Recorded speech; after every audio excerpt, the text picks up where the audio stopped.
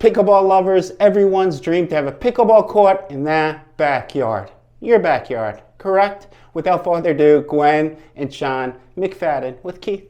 And I just love this game. I'm a complete addict. And we did have this bit of space. There is no pickleball court in our community here, our beautiful community on the lakes. And so we just one day said, let's build a pickleball court. The all-in cost. We might have a picture. Because how much does it really cost to build a pickleball court? Pour concrete, flatten the land, surface the court, put lights.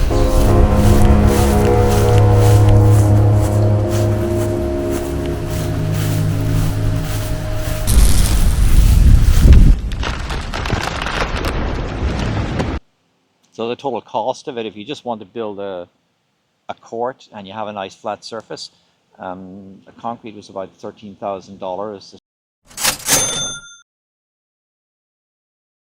The surfacing is around $6,000. And then you add $1,000 or so for the net. So for about $20,000 you can build this on if you have the surface, right? But we spent almost double that because we had to level this whole area, take out a lot of pine trees and a lot of things that you don't see. There's a lot of drainage issues, so we had to put in drains in a number of different places.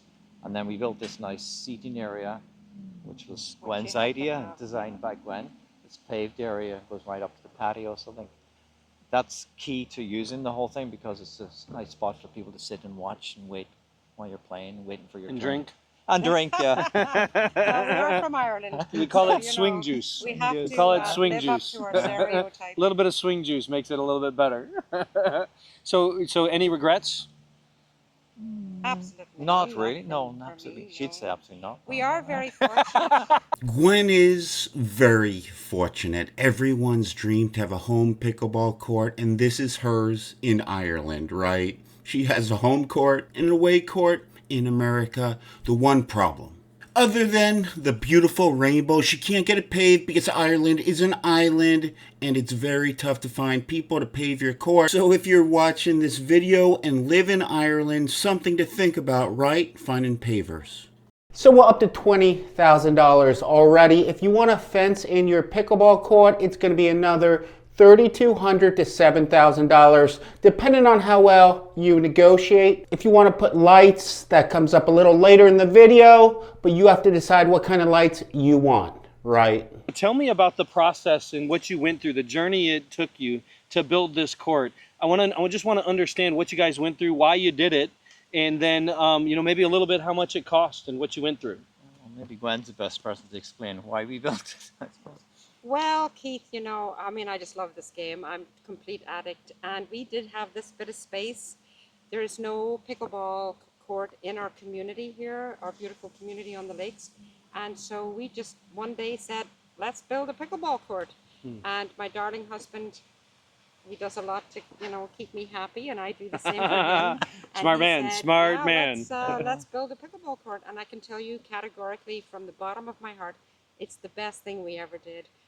Our friends come and play, we have dinner, we have a glass of wine after, we play all day at the weekends. It's just wonderful. It's the best. It really is the best thing we ever did. So tell me about that journey. So she said she wanted to do a pickleball court, and after you threw up in your mouth a little bit, what did you do next? Well, initially we didn't pick this spot initially. We were going to put it on the other side of the house over there, which is more of a level area.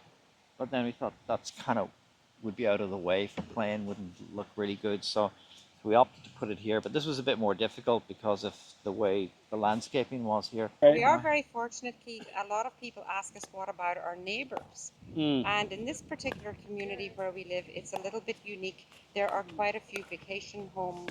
A lot of vacation homes. Okay. And both of our neighbours don't live here permanently, so they spend very little time here, and they rent their homes out when they're not around. So of course renters, the house next door is a big home. It rents to big groups of triathletes or softball players. They come for that tournament in Claremont every year, and they renters don't complain because they're only here for a short time, and our homeowners are here very little. So the noise can be an issue. We have friends who've built backyard courts, and it is a concern. But we're very lucky in that regard. The lake is behind us, and the noise doesn't really travel that way typically. And now our latest project, Sean, is putting in the lights for us. Oh, so you're gonna have awesome. night play.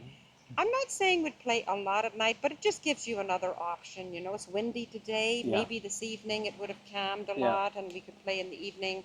Or with the heat coming now in the summer and when the clock changes and the days get very short, I think it just gives us another little option. And Sean is he's very hands-on. He's putting the lights in himself, and he can tell you how he did that and what that is going to cost. We'll have to wait and see how it works first. Yeah.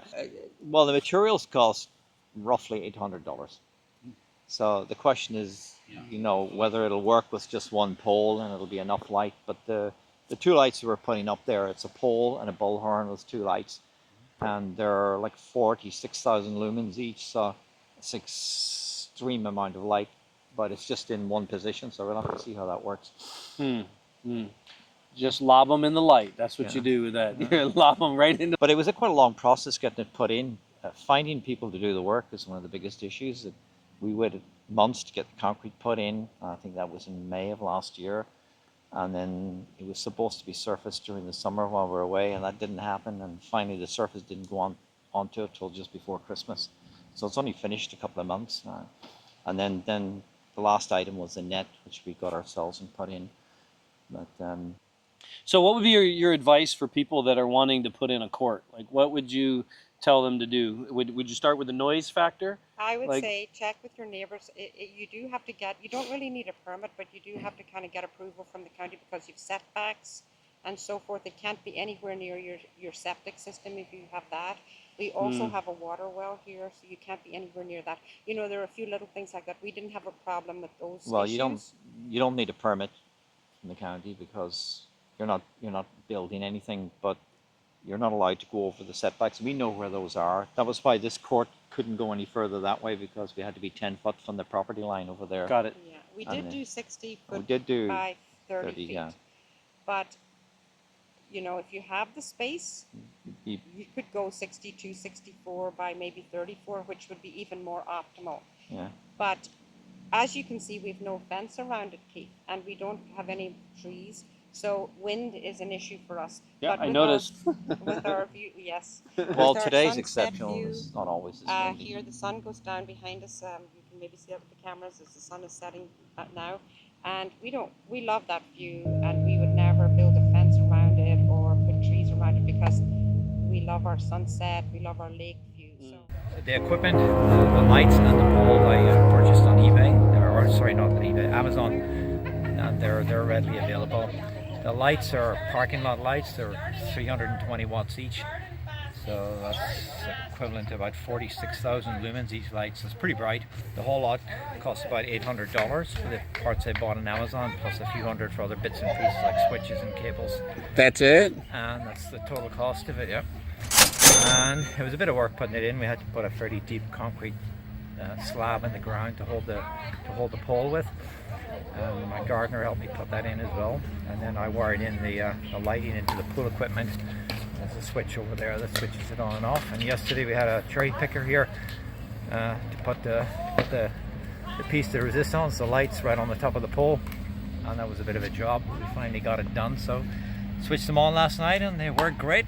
It's really bright. Much What brighter. about at night if there's a lob? Can you see the ball? Well, the light is 20 feet up, so it doesn't really bother you while you're playing. No, we haven't played under it yet, so I just went out there and knocked a few balls around, and it looks like it was fine when you're just playing normally. If you wear a peak hat, that helps, because when you look up, it shields the light off you. So hopefully... It looks amazing, Sean. Thank you so much. You're welcome, Joey. You could start a business on installing lights. Well, I wish we'd had them in like 3 or 4 months ago before the clocks changed. It's really not getting dark now till about 8 o'clock at night. I'm not sure anybody's going to be playing that late, but in the middle of winter when it gets dark around 5:30, it's much more useful.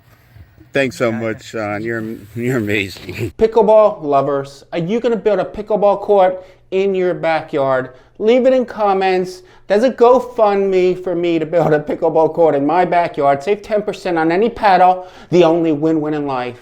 Saves you 10% and keeps us in business. And let's not forget to have a good day, always. Gwen, how come I'm not invited to these parties?